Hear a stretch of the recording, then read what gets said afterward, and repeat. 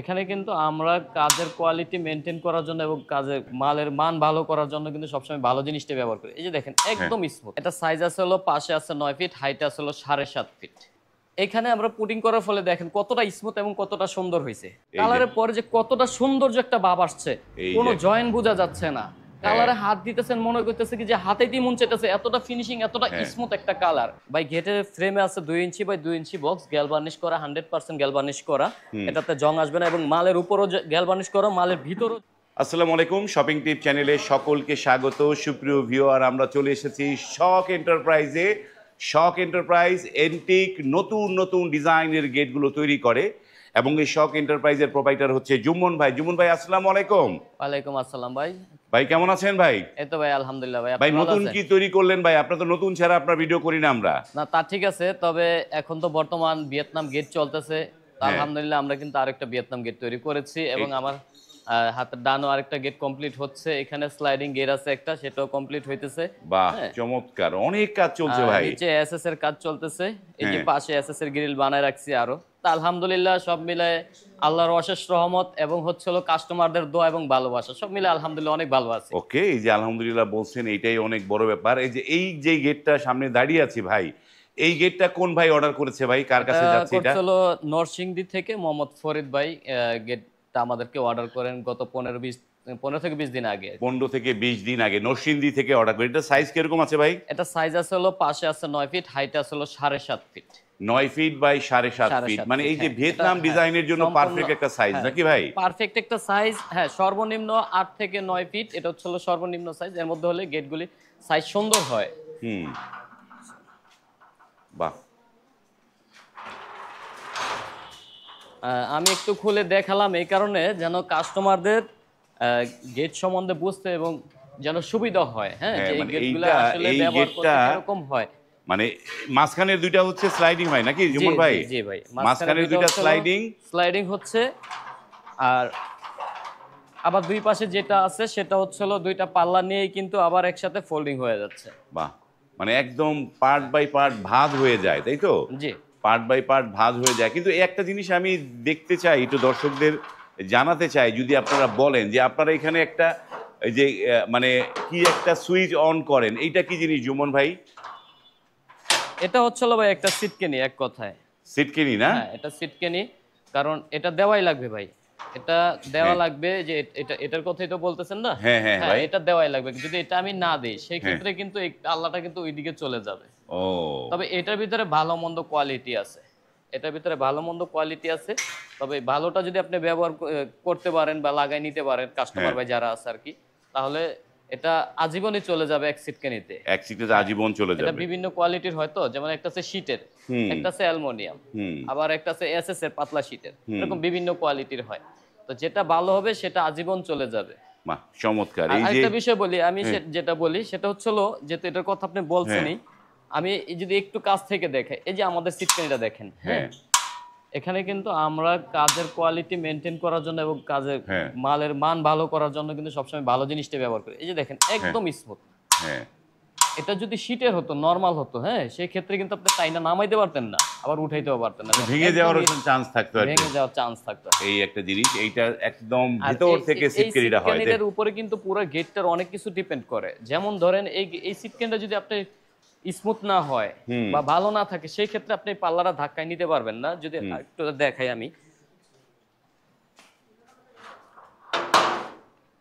এখান থেকে যদি আমি দেখাই, দেখেন, যেহেতু আমি সিটকানির কথাই বলতেছি, এই সিটকানিটা লাগানোর উদ্দেশ্য হচ্ছিল যে এই পাল্লাটা একদম সমান সমান থাকবে।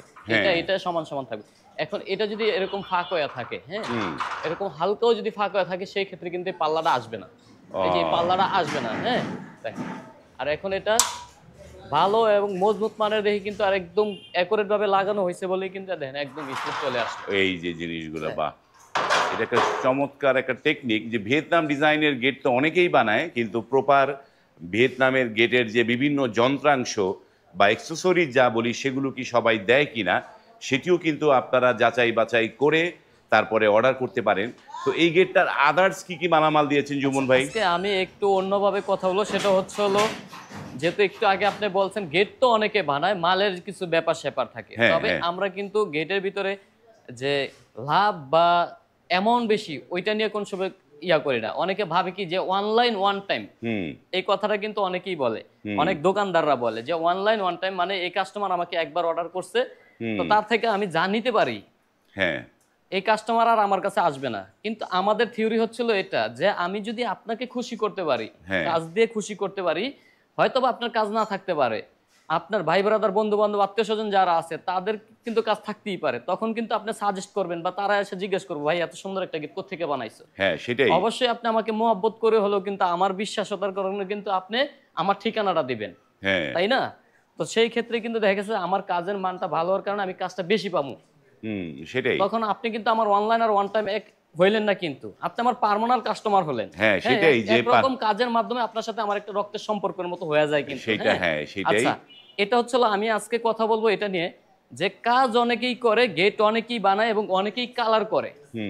আমি শুধু কালার নিয়ে আজকে কথা বলবো, কালার এবং মালটা নিয়ে, গেটের স্ট্রাকচারটা নিয়ে, দুইটা জিনিস নিয়ে কথা বলবো। সেটা হচ্ছিল প্রথমে যদি দেখেন আমাদের যে কালারটা আছে, আপনি ঢাকার ভিতরে যদি 2000 গেট থাকে, 2000 গেটের ভিতরে আপনি 2000 গেটই চেক দিবেন, দেখবেন আমাদের কালারের সাথে কোনো গেটের কালারের সাথে মিলে কিনা, কারণ প্রত্যেকটা গেটের ভিতরে এনামেল পেইন্ট করা আছে, আমাদেরটা হচ্ছে ডোকো পেইন্ট করা।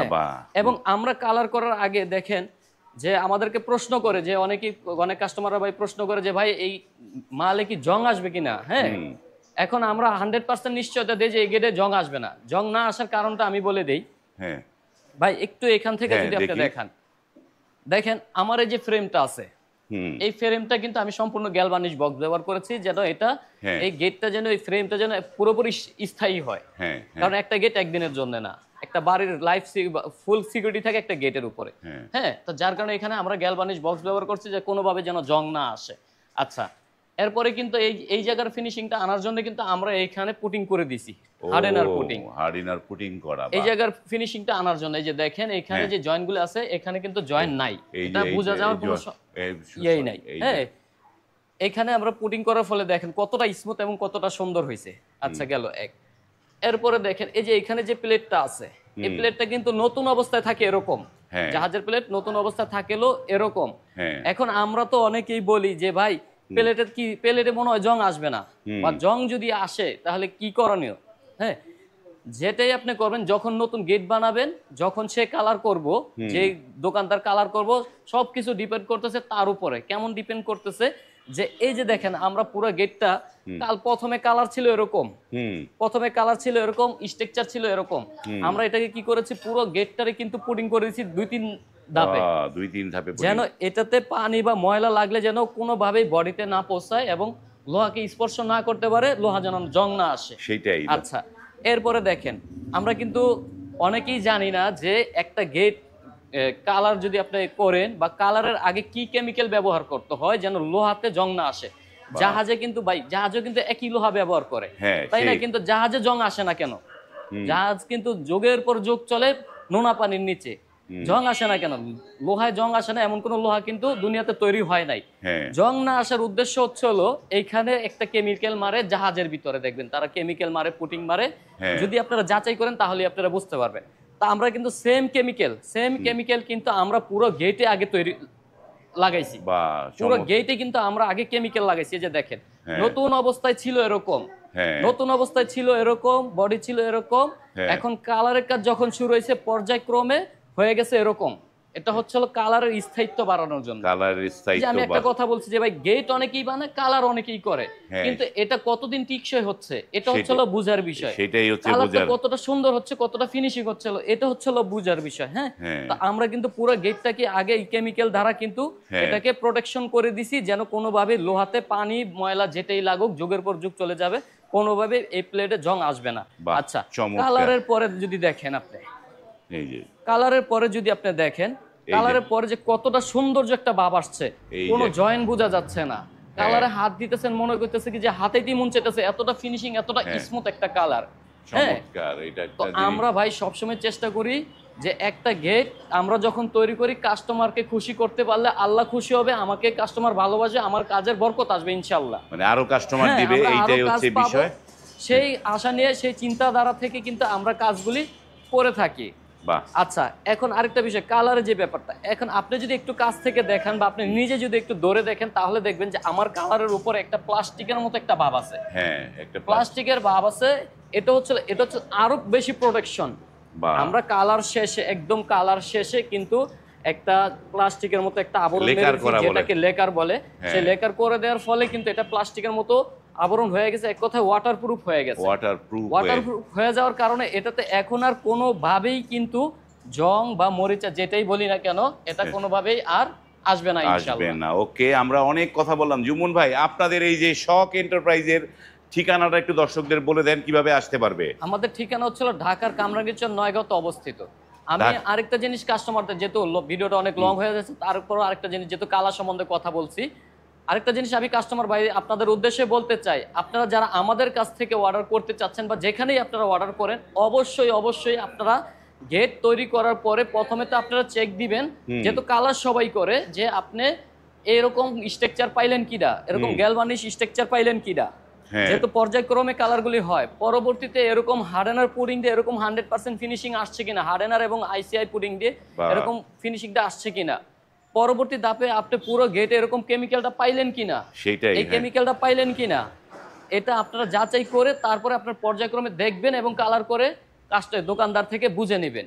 আর এটাই আমরা সবসময় কাস্টমারদেরকে বলি, আমাদেরকে যারা অর্ডার করবেন, হ্যাঁ, আমাদের কাছ থেকে আপনারা এইভাবে পর্যায়ক্রমে ধাপে ধাপে সবকিছু দেখে দেখে দেখে দেখে তারপর আপনি আপনার মালটা বুঝে নেবেন। ওকে ভাই, তো এই যে জুমন ভাই, এই গেটটার মানে কত টাকা স্কয়ার ফিটে করেছেন এটা? এটা হচ্ছে 6 মিলি প্লেট দিয়ে করা আছে ভাই। এটা হচ্ছে মাত্র 1500 টাকা পার স্কয়ার ফিট। 1500 টাকা পার স্কয়ার ফিট 6 মিলি দিয়ে।